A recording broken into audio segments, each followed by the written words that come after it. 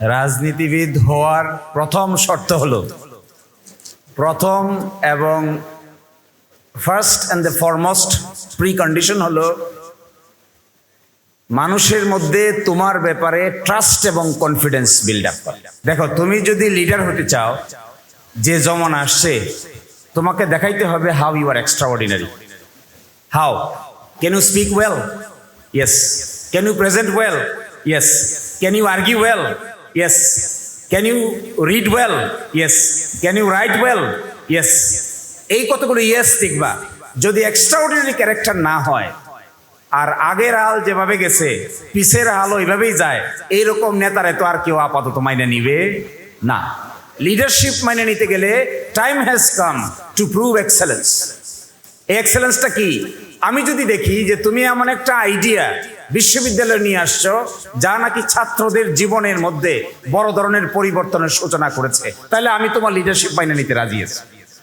আবার আমি যদি দেখি তুমি এমনভাবে বিতর্ক করো যে তোমার কথা বলার ভঙ্গি আমি ইমপ্রেসড হয়ে যাই, তাহলে আই ক্যান ওবে ইউর লিডারশিপ। আবার যদি এমনভাবে দেখি যে এমন করে ফুটবল খেলো যে তোমার ফুটবল খেলার প্যাটার্নে আমার মধ্যে চাঞ্চল্যের তৈরি হয়, তাহলে আই উইল ওবে ইউর লিডারশিপ। এবং লিডারশিপের মূল ক্যাপাসিটি হলো অন্যকে উৎসাহিত করতে পারে, এই ক্যাপাসিটির নাম লিডারশিপ। যদি ধরো তোমার কর্ম, তুমি ক্ষেতের মতো আলাপ করো, কি শব্দ ব্যবহার করো, কারে কি গালি দিয়ে দিচ্ছ, কোথায় ফেসবুকে কি স্ট্যাটাস দিয়ে দিচ্ছ, তোমাকে আমি নেতা মানবো কেন? For what reason? For what reason you can be my leader? তুমি যদি আমার নেতা হইতে চাও, you must present something extraordinary. যে এক্সট্রাঅর্ডিনারি ক্যাপাসিটিটার কারণে আমি তোমার কাছে সারেন্ডার করবো। Yes, this man or this woman can be my leader. কখন? If he or she can prove that he is separate and extraordinary than others. এই capacity না থাকলে আজকালকার দিনে শুধু মুর্দাবাদ আর জিন্দাবাদ দিয়া নেতা হওয়া সম্ভব না। প্রশ্ন করেছেন, আমি একজন নারী শিক্ষার্থী হয়ে উচ্চ শিক্ষার জন্য বাইরে যাওয়াটা কতটুকু যৌক্তিক হবে। সেকেন্ড হচ্ছে, আমি নিকাব পড়ি, তো নিকাব পড়ার কারণে বিশ্ববিদ্যালয়ের কিছু শিক্ষকরা বা অনেক শিক্ষার্থীরাও একটু আড় চোখে তাকায়। এই ক্ষেত্রে আমার অ্যাডপ্ট করাটা কতটুকু, বা আমি কিভাবে অ্যাডপ্ট করতে পারি, এই দুটো বিষয়কে একসাথে অ্যাড্রেস করার জন্য অনুরোধ করছি অ্যাডভোকেট শিশির মনিরকে। এটা খুবই interesting, at the same time rights related issue. আমি মনে করি কোনো কিছু পাওয়ার জন্য কিংবা কোনো কিছু অ্যাচিভ করার জন্য কখনোই নিজস্ব ফিলসফিকে ত্যাগ করা উচিত না। একটা জিনিস অ্যাচিভ করতে যত কষ্টই হোক না কেন, যত কঠিনই হোক না কেন, যত সময়ই লাগুক না কেন, যদি আমি কনফিডেন্ট হই, যদি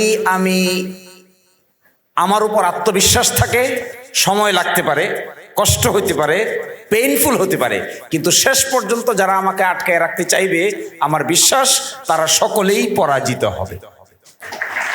এই জায়গাটাতে কোনো পোশাক, কোনো কালচার, কোনো এলাকা, কোনো নৃগোষ্ঠী, যে যে ধর্মেরই হই না কেন, কারোই ধর্ম, কারোই বর্ণ, কারোই পোশাক, কারোই আন্ডারস্ট্যান্ডিং আরেকজনের সঙ্গে কম্প্রোমাইজ করে কোনো কিছু অ্যাচিভ করলে এই মানুষ শেষ পর্যন্ত ক্ষতিগ্রস্ত হয়। So it is my pride, I wear hijab or niqab, this is what is my pride. It is, আবার যে হিজাব পরবে না, নিকাব পরবে না, it is his style, it is her style. তো her style should be respected. আমি স্যুট পরি, that should be respected because this is my style. আরেকজন পাঞ্জাবি পরে, that should be respected because it is his style. আরেকজন জিন্সের pant পরে, that should also be respected because this is his style. এই যে একজনের প্রাইভেট জায়গায় আরেকজনের ইন্টারফেয়ার করার যে মন মানসিকতা, আমি মনে করি এইটা ইনফেরিয়রিটি কমপ্লেক্স থেকে জন্ম নেয়। যারা ইনফেরিয়র হয়, আমার তো মনে হয় কোনো এক হিজাবি নারী অথবা নিকাবি নারী অথবা নিকাব ছাড়া কেউ কারো যদি ইন্টেলেকচুয়াল ক্যাপাসিটি হাই থাকে, পার্সোনালিটি হাই থাকে, ব্যক্তিত্বের শক্তি থাকে, তাহলে এগুলো যারা করছেন তারা সময়ের ব্যবধানে তার কাছে মাথা নত করতে বাধ্য হবে। সরাসরি নাম উল্লেখ করে অ্যাডভোকেট শিশির মুনিরের কাছে আমার জানতে চাওয়া, আমি একজন রাজনীতিবিদ হতে চাই, কিন্তু পরিবার থেকে রাজনৈতিক সহিংসতার কারণে করতে দেয় না। আমি কিভাবে আমার রাজনৈতিক ক্যারিয়ার গড়ে তুলব, ভালো রাজনীতিবিদ হব?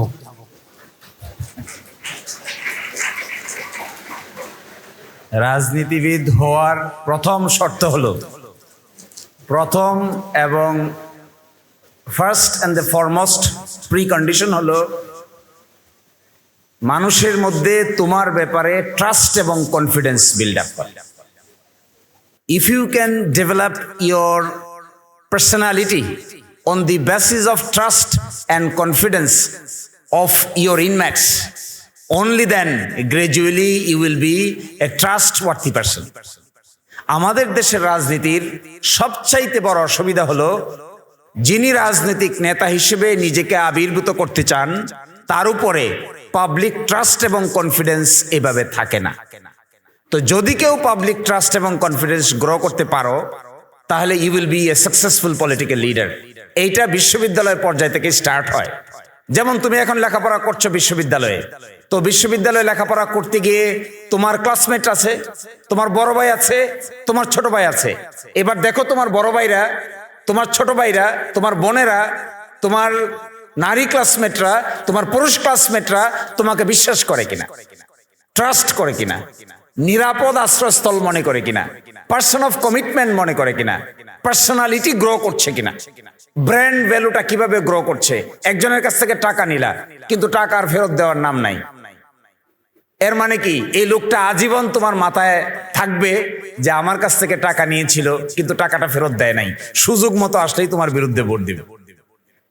একইভাবে তোমরা যদি ঢাকা বিশ্ববিদ্যালয়ের ডাকসু যদি কন্টিনিউ করে, হলগুলো থেকে শুরু করে সেন্ট্রাল পর্যন্ত এই লিডারশিপ মেকানিজমটা যদি বছরে বছরে কন্টিনিউ রাখতে পারে, আমার ধারণা বাংলাদেশের জাতীয় জীবনে শত শত হাজার হাজার নারী পুরুষের নেতৃত্ব প্রতিষ্ঠিত হবে।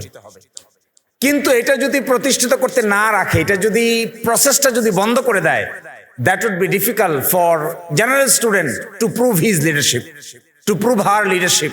তো আমি এক্সপেক্ট করব ঢাকা বিশ্ববিদ্যালয় কর্তৃপক্ষ in any circumstances, under any circumstances, পরিস্থিতি যাই হোক, এই বিশ্ববিদ্যালয়ে ছাত্রদের প্রতিনিধি নির্বাচনের ব্যবস্থাটা যেন সুন্দরভাবে প্রতি বছর চালু থাকে, এই ব্যবস্থাটা তারা করবেন। দেখো, তুমি যদি লিডার হতে চাও, যে জমানা আসছে, তোমাকে দেখাইতে হবে how you are extraordinary. How can you speak well? Yes. Can you present well? Yes. Can you argue well? Yes. Can you read well? Yes. Can you write well? Yes. এই কতগুলো ইয়েস দেখবা। যদি extraordinary character না হয়, আর আগের হাল যেভাবে গেছে পিছের হাল ওইভাবেই যায়, এইরকম নেতারা তো আর কেউ আপাতত মাইনে নিবে না। লিডারশিপ মাইনে নিতে গেলে time has come to prove excellence. এই এক্সেলেন্সটা কি? আমি যদি দেখি যে তুমি এমন একটা আইডিয়া বিশ্ববিদ্যালয়ে নিয়ে আসছো যা নাকি ছাত্রদের জীবনের মধ্যে বড় ধরনের পরিবর্তনের সূচনা করেছে, তাহলে আমি তোমার লিডারশিপ মাইনে নিতে রাজি আছি। আবার আমি যদি দেখি তুমি এমনভাবে বিতর্ক করো যে তোমার কথা বলার ভঙ্গি আমি ইমপ্রেসড হয়ে যাই, তাহলে আই ক্যান ওবে ইউর লিডারশিপ। আবার যদি এমনভাবে দেখি যদি এমন করে ফুটবল খেলো যে তোমার ফুটবল খেলার প্যাটার্নে আমার মধ্যে চাঞ্চল্যের তৈরি হয়, তাহলে আই উইল ওবে ইউর লিডারশিপ। এবং লিডারশিপের মূল ক্যাপাসিটি হলো অন্যকে উৎসাহিত করতে পারে, এই ক্যাপাসিটির নাম লিডারশিপ। যদি ধরো তোমার কর্ম, তুমি ক্ষেতের মতো আলাপ করো, কি শব্দ ব্যবহার করো, কারে কি গালি দিয়ে দিচ্ছ, কোথায় ফেসবুকে কি স্ট্যাটাস দিয়ে দিচ্ছ, তোমাকে আমি নেতা মানবো কেন? For what reason? For what reason you can be my leader? তুমি যদি আমার নেতা হইতে চাও, you must present something extraordinary. যে এক্সট্রাঅর্ডিনারি ক্যাপাসিটিটার কারণে আমি তোমার কাছে সারেন্ডার করবো। Yes, this man or this woman can be my leader. কখন? If he or she can prove that he is separate and extraordinary than others. এই capacity না থাকলে আজকালকার দিনে শুধু মুর্দাবাদ আর জিন্দাবাদ দিয়া নেতা হওয়া সম্ভব না।